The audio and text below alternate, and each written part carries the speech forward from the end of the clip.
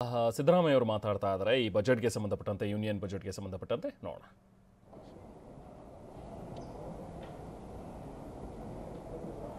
ಒಟ್ಟಾರೆ ಸ್ವೀಕೃತಿಗಳು ಅಂದರೆ receipts, total receipts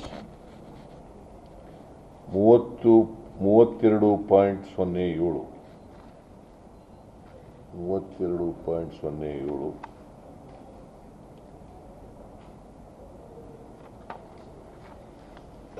ಆಮೇಲೆ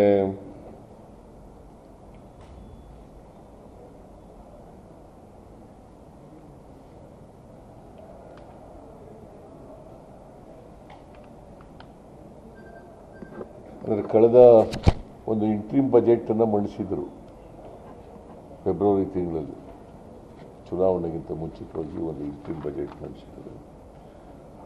ಆಗ ರಿಸೀಟ್ಸು 30.8 ಲಕ್ಷ ಕೋಟಿ ಅಂತ ಹೇಳಿದರು.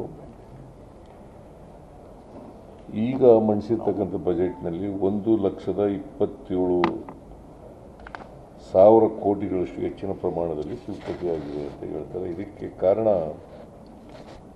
ಈ ರಿಸರ್ವ್ ಬ್ಯಾಂಕ್ ಆಫ್ ಇಂಡಿಯಾ ಡಿವಿಡೆಂಡ್ಸ್ನ ಕೊಟ್ಟಿದ್ದಾರೆ, ಸುಮಾರು 1 ಲಕ್ಷ ಕೋಟಿಗೂ ಹೆಚ್ಚು ಕೊಟ್ಟಿದ್ದಾರೆ.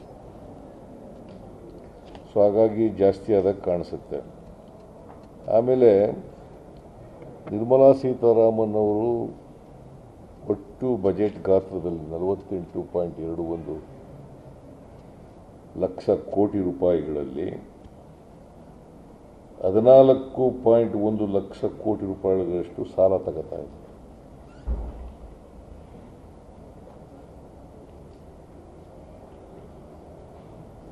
ಈ ಬಜೆಟ್ಟು ಒಂದು ರೀತಿ ಕರ್ನಾಟಕಕ್ಕೆ ನಿರ್ಮಲಾ ಸೀತಾರಾಮನ್ ಅವರು ಚುಂಬು ಕೊಟ್ಟಿದ್ದಾರೆ. ಕರ್ನಾಟಕಕ್ಕೆ ಏನು ಸಿಕ್ಕಿಲ್ಲ.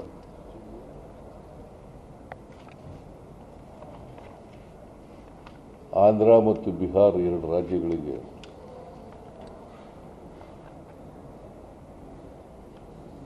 ಅನುದಾನ ಕೊಟ್ಟಿರೋದು ಬಿಟ್ಟರೆ, ವಿಶೇಷ ಅನುದಾನ ಕೊಟ್ಟಿರೋದು ಬಿಟ್ಟರೆ ಬೇರೆ ರಾಜ್ಯಗಳಿಗೆ ಅನುದಾನವನ್ನು ಕೊಟ್ಟಿಲ್ಲ.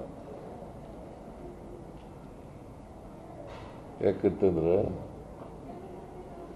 ಅವರು ಪ್ರಧಾನಮಂತ್ರಿಯಾಗಿ ಉಳಿಬೇಕಾದ್ರೆ ಆಂಧ್ರ ಮತ್ತು ಬಿಹಾರಗಳ ಬೆಂಬಲ ಬೇಕು. ಅದಕ್ಕೋಸ್ಕರ ಆ 2 ರಾಜ್ಯಗಳಿಗೆ ವಿಶೇಷ ಅನುದಾನವನ್ನು ಕೊಟ್ಟಿದ್ದಾರೆ. ನಾವು ಪ್ರೀ ಬಜೆಟ್ ಡಿಸ್ಕಷನ್ನಲ್ಲಿ ಅನೇಕ ವಿಚಾರಗಳನ್ನು ನಾವು ಹೇಳಿದ್ದೆವು.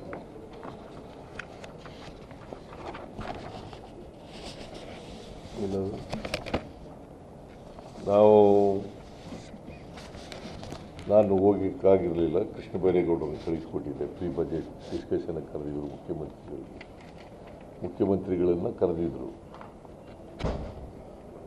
ನಾನು ಹೋಗೋಕ್ಕಾಗಲಿಲ್ಲ, ಕೃಷ್ಣ ಬೈರೇಗೌಡರು ನನ್ನ ಪರವಾಗಿ ಅಟೆಂಡ್ ಮಾಡಿದ್ದರು.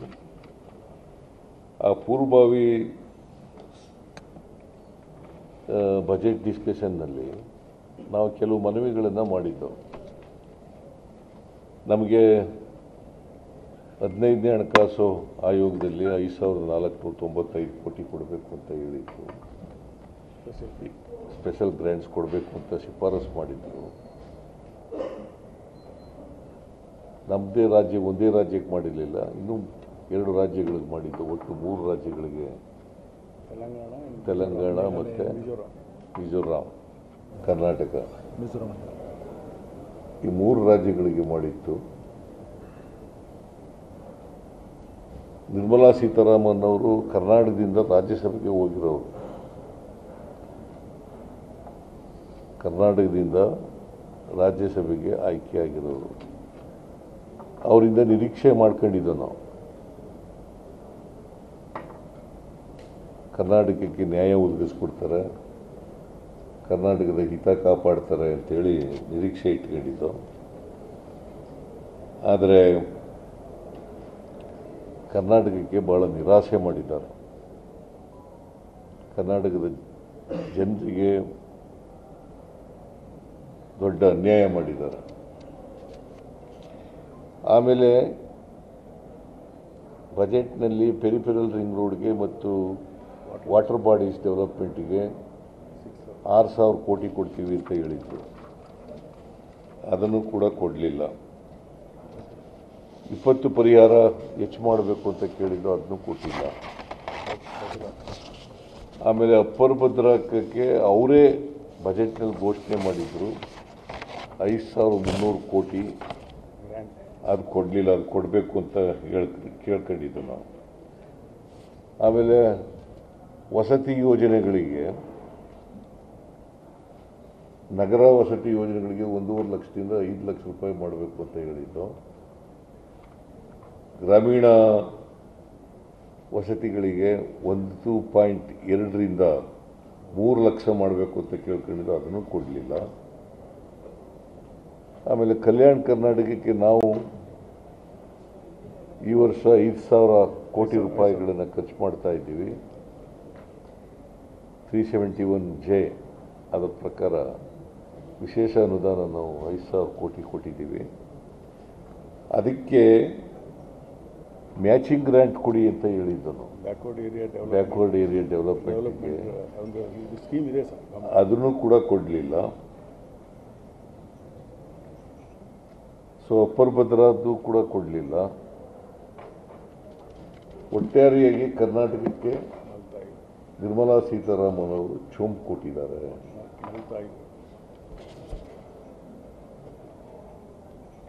ಈ ಬಜೆಟ್ನಲ್ಲಿ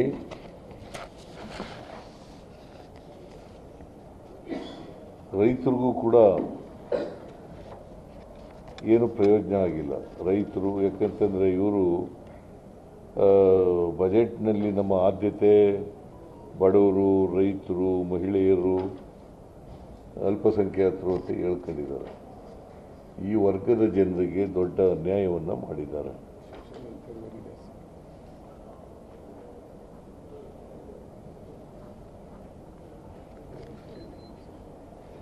ರೈತರು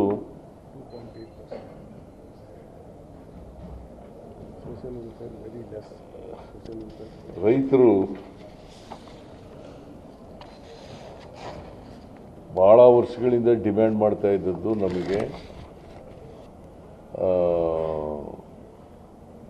ಮಿನಿಮಮ್ ಸಪೋರ್ಟ್ ಪ್ರೈಸ್ ಇದೆಯಲ್ಲ, MSP, ಅದಕ್ಕೆ ಕಾಯ್ದೆ ಮಾಡಬೇಕು ಅಂತ ಒತ್ತಾಯ ಮಾಡ್ತಾ ಇದ್ದಾರೆ. ಈ ಬಜೆಟ್ನಲ್ಲಿ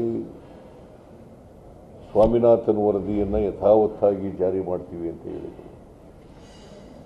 ಅದರ ಬಗ್ಗೆನೂ ಪ್ರಸ್ತಾಪ ಮಾಡಿಲ್ಲ. ಮತ್ತು ಕಾನೂನು ಮಾಡ್ತೀವಿ ಅಂತ ರೈತರ ಡಿಮ್ಯಾಂಡ್ ಏನಿತ್ತು ಅದನ್ನು ಕೂಡ ಮಾಡಿಕೊಟ್ಟಿಲ್ಲ.